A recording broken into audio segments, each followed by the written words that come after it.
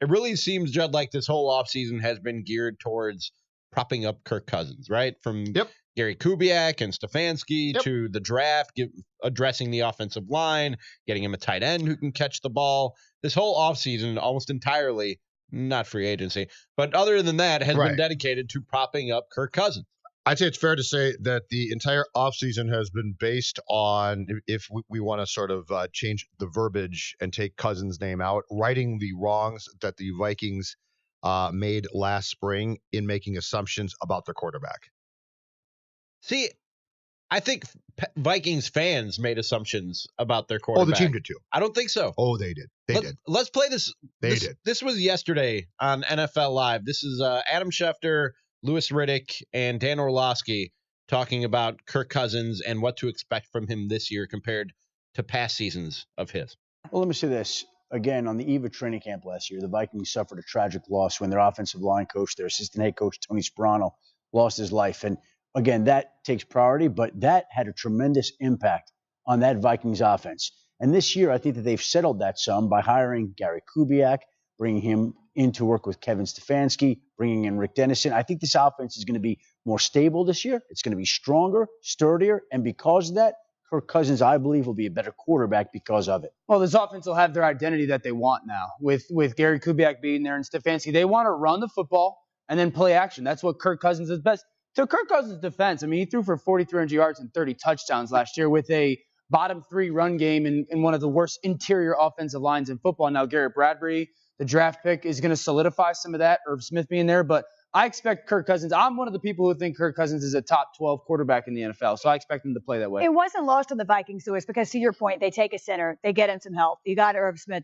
You know, they've done what they can to make year 2 a success for Kirk Cousins. Yeah, look, Kirk was never the guy who was going to transcend his surroundings and just make everyone else play above and beyond what they've ever played before historically. So I think they realized that. They realized that despite all the money that they paid to him in terms of guaranteed money, they still were going to have to build a strong football team around him.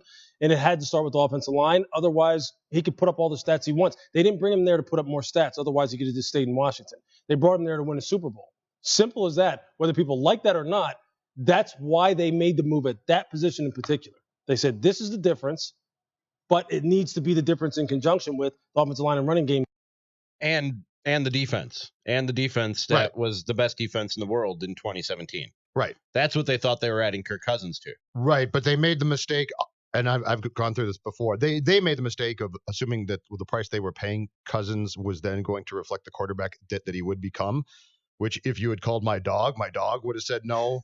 So they made dog knew? They made yes. How did your dog know? Everybody knew. They watched every Cousins snap and assumed, well, we're signing him to this huge contract, so he's going to be a quarterback that he's not. And now they're trying to correct that. It's that simple, which they have to do. I don't blame them. But unfortunately, they put everyone, Cousins himself as well. So I'm not taking him out of the equation here. But everything that they did offensively last year set themselves up for a pretty typical, this should not shock us. And now they're trying to fix it, which is fine. They should fix it. So how much improvement do you think is fair to expect from Kirk Cousins? Colin and I talked about this yesterday, and I think that this is a tough one because I think it's fair to expect he's going to be that they are now surrounding him with a style or a scheme, first of all, that's going to fit him more. So I think that there should be an expectation of definite improvement because he's going to be put into a style of offense that he's going to be more comfortable with. The only thing, and this is true of a lot of QBs and teams, so that this is not going to surprise. The only thing is because of the salary cap and Cousins has paid so much, the depth still is not there. So if you get a couple guys hurt, it's going to be a big deal. But I think that if you just look at opening day of training camp and what Kubiak's going to try to do, that there should be an expectation, not that this offense will be fantastic, but that it'll be far more consistently functional. How about that for a term?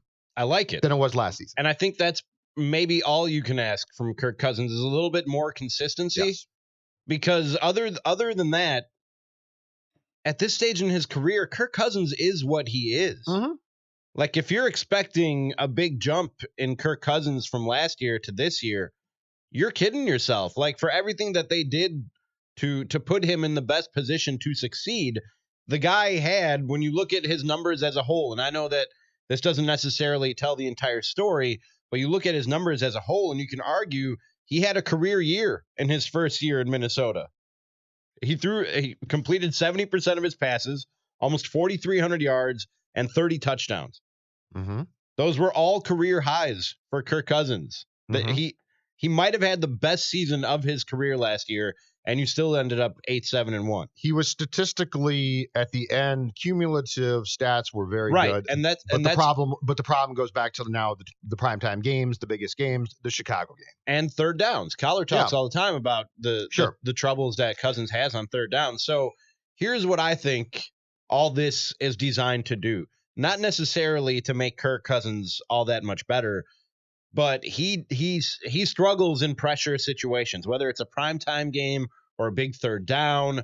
We saw him miss some throws. He was one of the best red zone quarterbacks overall last year, but we saw him miss some throws in the red zone in big pressure situations last year. So threw the ball backwards a couple of times. That's a problem. You don't want to throw the ball backwards. That's not your goal as an NFL quarterback. But So I think that all this, the hiring of Kubiak and Stefanski and fixing the offensive line and all and hopefully improving the run game and the play action game, this is all designed to put Kirk Cousins in those situations where he struggles less often, because he's not going to be any better. A sad statement, but I think that's accurate. Right? I think that's very fair. Yes, and this is also designed now to have a guy run this offense in Gary Kubiak that is going to make this a very competent, not great, competent offense, and take the concern about that off the head coach's plate. And then the flip side too is the goal for this team is to thrive off of one thing: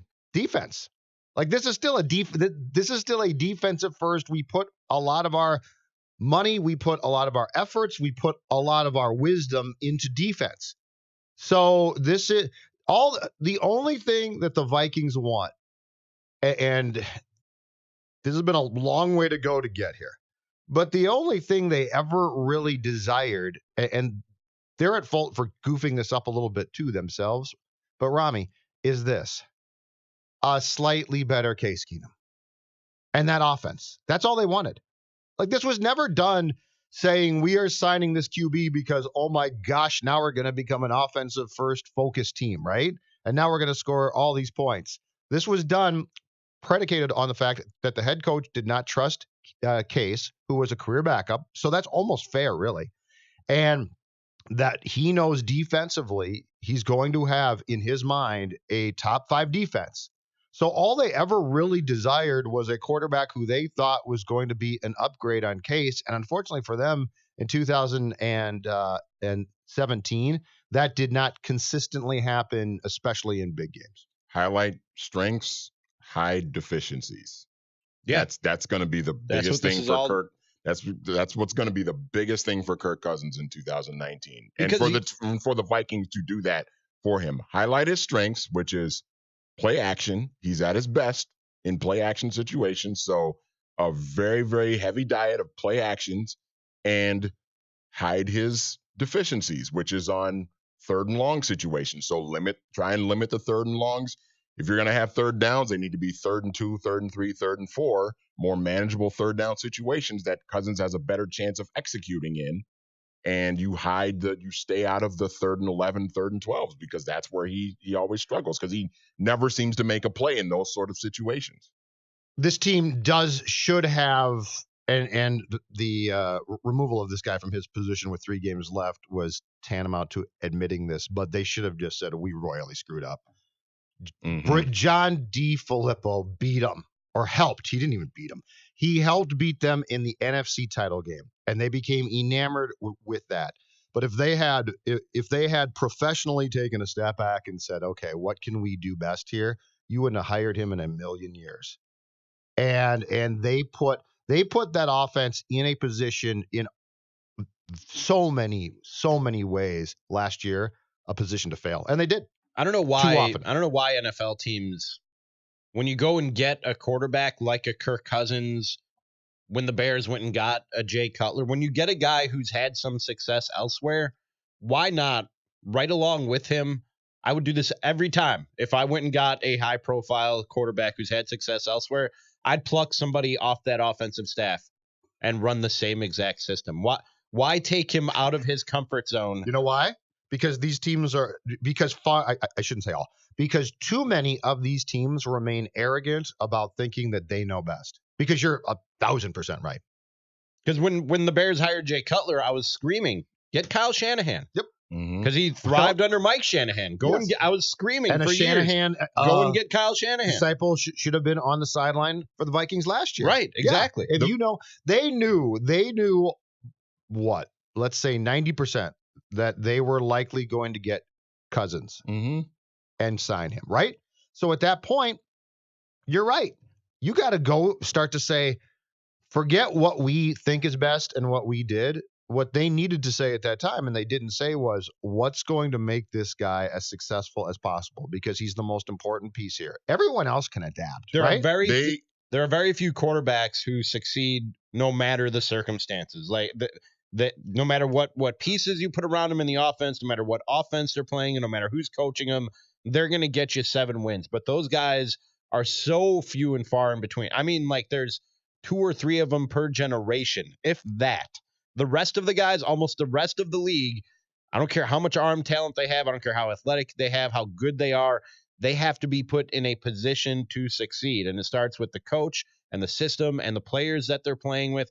Kirk Cousins, and this is what Louis Riddick was saying, he's not a guy who's going to elevate the entire offense and all the players around him single-handedly. That's not who he is. He never was.